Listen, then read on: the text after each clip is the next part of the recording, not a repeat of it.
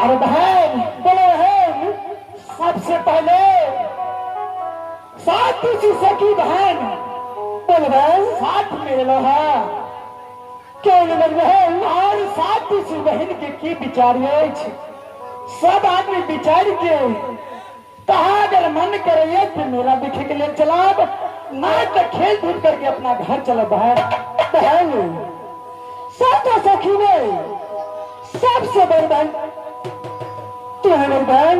जाने बहन जैसे विचार आपकी ऐसे मेरी साथी बहन के बहन। इससे पहले मुझसे पूछ लिया और मुझसे छोट बहन है उससे भी पूछ लिया जाए कि साथ सखी मिलकर जाएंगे बाबा के दरबार में पूजा करने के लिए या नहीं। अरे बहन पहले बहन अगर सब सखी हमारे वचन माने के लिए तैयार था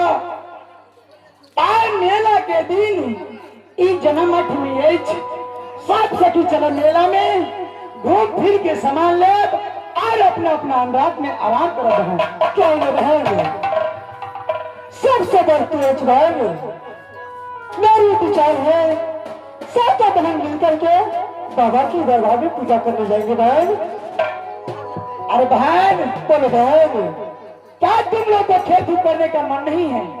अरे बहन देखो बहन खेल धूप करेंगे जरूर, पहले साथों सखी पहले पूजा कर लो इसके बाद खेलने जाएंगे बहन। ठीक है बहन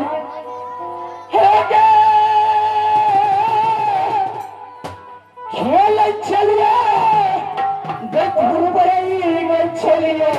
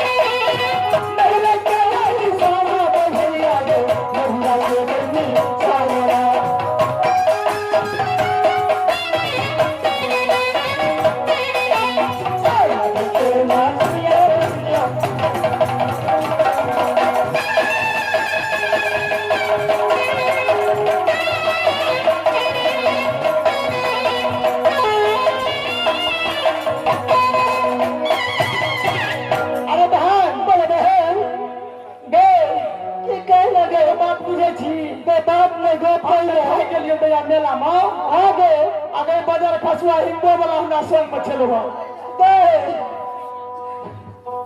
तोरे पे अने सी में कह छियो तोरे पक्ष करते हो ठीक है गए तू तो छे कि बाज ना गए मातावा हमर संगे आवे चले भैया बुली आगे आ तोरे पे ध्यान ने दली मेला में से कहता गेले भैया ए तो नजर देखे छे कतो नहीं मिले छु गे हम सब तो आगे आगे चलियो आ तू दूर के पीछे पछावे चलियो कतो छोड़ गई गए अगे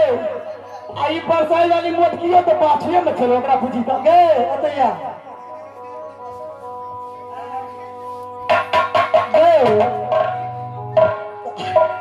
ए अगर ला पसंद है तेरे बियाह कर से मनीषा का बात थी ए बियाह कर बिना का जानबी ना पक्का भोर में तोरे गोसाई गीत गाते हैं दैया आगे से बाजार खास हुआ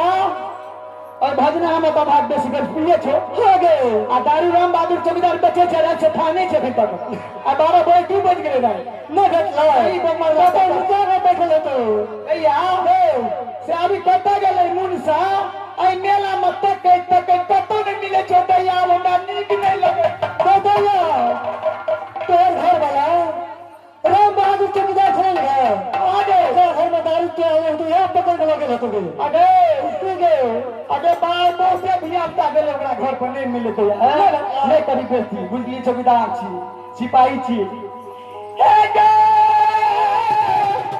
सुनै छलिए जाएंगे चलिएंगे लबा भेलेंगे तोरा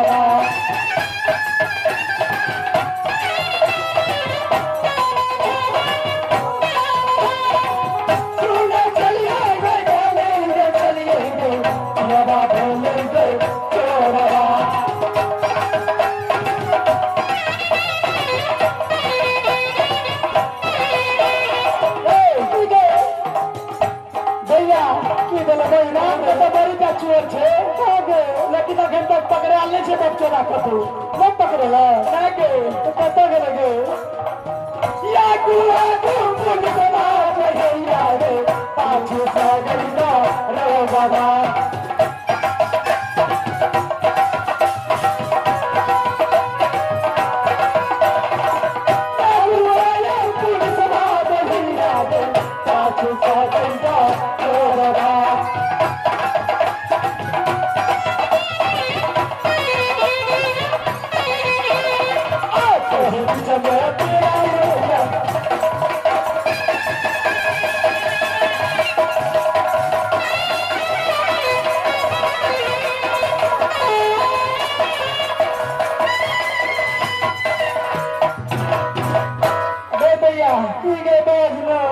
छोटा खातिर हो गे ये बैठ गेलो तते बुखार लगे चलो न दैया दे दैया पानी चढ़बै तबा छिए तो सुआ खुला 3 बोतल पानी चढ़ा देलियो तोरा दे दैया तू सुआ दिया देलियो तो ये टंग गेल दिगा तै दुआरा छोरे बगर फसुआ देने छी ने ई पोसबतिया जे छै ओ दाई पिटे वला छोरा 40 रुपया रखने छै बदनाम को नहार नहीं छै नहीं छै नहार छै नहीं डट नहार छै आ न पोस नहार छै नहीं छै गे तो दो चोर में चल गया भैया की गे आप सब सखी खेल धूप केला और हमारे मन की बात सब सखी गौर करके सुना बोल बहन और सुना बात सुना